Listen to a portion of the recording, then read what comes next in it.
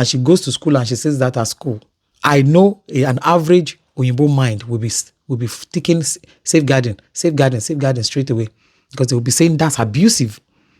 Why is she washing by hand when there is washing machine? Meanwhile, there is nothing wrong with washing by hand.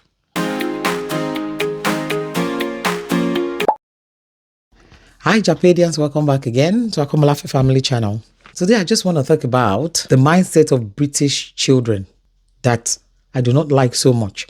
I'm saying that because I have British teenagers here in this house. And for those people who are just following us, our new subscribers, I am a mom of 5 and I work full time. My husband too does work. We've got 5 children. 2 of them are teenagers, and with one of them already an adult. What is the mindset of the British children that I do not like? Perhaps if Japada had happened 3-4 years ago for us, that would have given us a different kind of opportunity, in my opinion.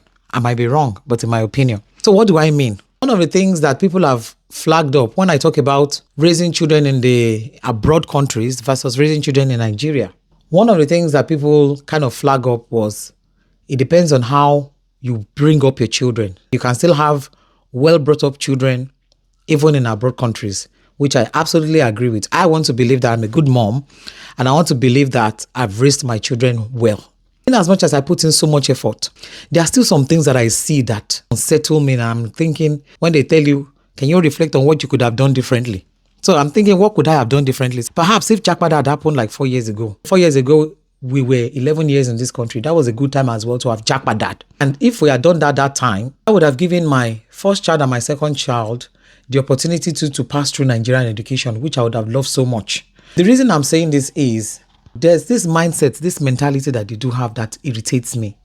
And I'm that hands-on mom that when a place is dirty, when I say you people should tidy up that place and nobody's answering me, I'm already doing it. I'm already tidying it up. I don't wait for children sometimes to do things. I just get on with things. Washing plates, mopping the floor, doing all those things. My husband too is like that. My husband too is that hands-on dad too.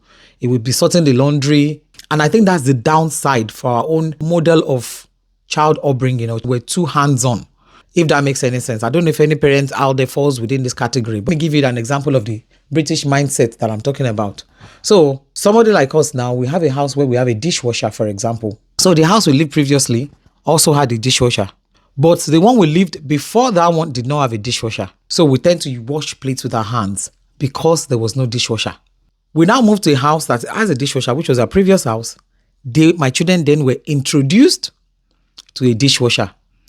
So all of a sudden, their skills and the push that we've given them over the years to learn how to wash dishes with their hands kind of just started fizzling out, because then they started using the dishwasher. And even things that they should have just washed with their hands very quickly all goes into the dishwasher. Now we've moved to another house now. So that trend continues into this house now. There's still a dishwasher and they are still putting plates in the dishwasher. But you now tell them to wash plates with their hands. Or you tell them, oh, this thing is not much. It's not what going to. Can you please quickly? That's when the resistance starts. Then they start to tell you, oh, in this modern day and age, who still does dishes with their hands? Give another example. Just 3 weeks ago, this house where we moved into, the washing machine that they gave us broke down. That's part of the reason why I did that video where I said, even in new houses, the things that they use in the new houses, that was a brand new washing machine. It broke down just a little under a year that we moved in here. So we do a lot of laundry in this house because there's a lot of us. It's a big family. And the people who are coming to fix it, when we call the company, they're not coming until over 2 weeks. Does that mean we are going to pile up clothes of 2 weeks? So everybody started piling up their clothes. So we had to tell them, at this point now, you people will have to start unpicking your light clothing and start washing them by hand. Guess what? They were waiting for the washing machine. Meanwhile, if these children had the kind of upbringing that we had, that you wash plates with your hands, that even by the time you are maybe 7-8 years old and your hand can go over your they put stool. The parents will put stool and tell you to climb there and start washing dishes. It's modern children that we're having. These children, why they've tasted so much freedom that, they will be telling you that, What's the essence of having washing machine? Why do they have to wash by hands? Oh, it's just 2 weeks. We can leave it. We can survive. We can do this. You will see the resistance that they put up. They don't want to do anything with their hands anymore. The machines are taking over. So what now happens in situations like that when the machines are not there? They are not going to be able to adapt to any situation. And that's the way I'm going. They won't be able to adapt. When things are not going the way they expect it to go, they start to complain.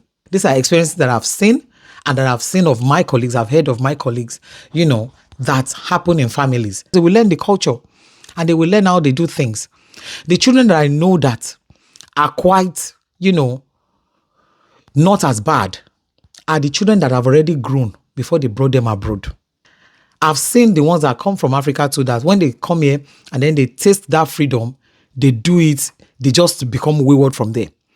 So I think if you overdo in Nigeria too, and those children have labored, by the time they come to a place where they taste a little freedom and they know that, oh, this thing is, if it's excessive, I can say this is the case. I can report, I can do this. The moment they come here, they will take advantage of that. So if it's a child that is well brought up in Nigeria and they come to a country like this, they are the perfect. I have a family that I know that they brought their children when the children are already teenagers, young teenagers.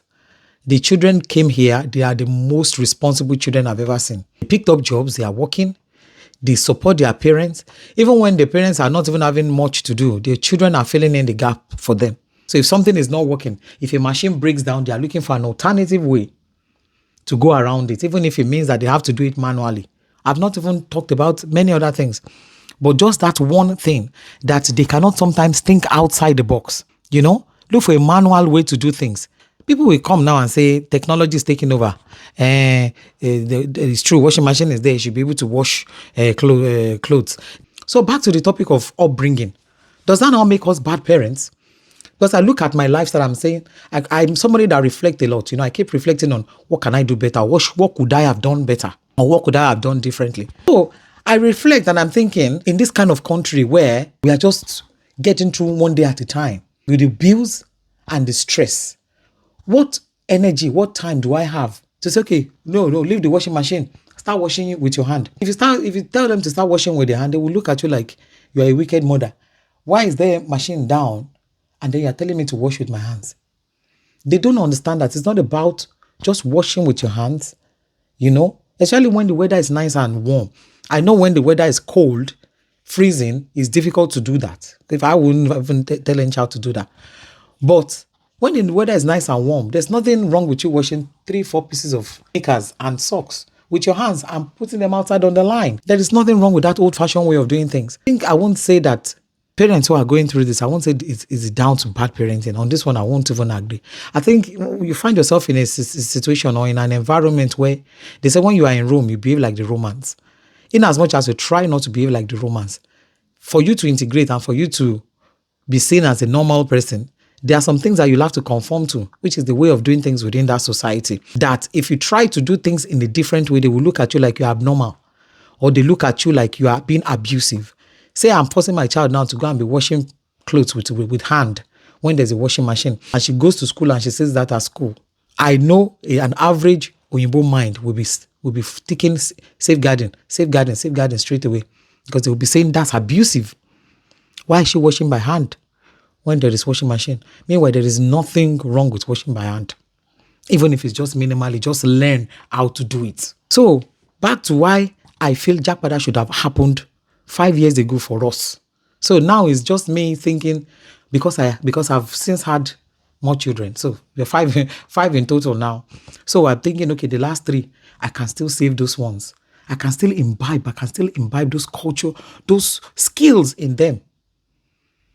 It is going to be difficult for me to be working the kind of job I'm doing now and have time for these children the way I want to have time for them. It's going to be very difficult. So it was a difficult decision to say, well, this is the time.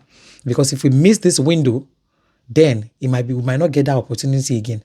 Because this country has a way of grasping you into its web, that if you don't make conscious of it, to break free.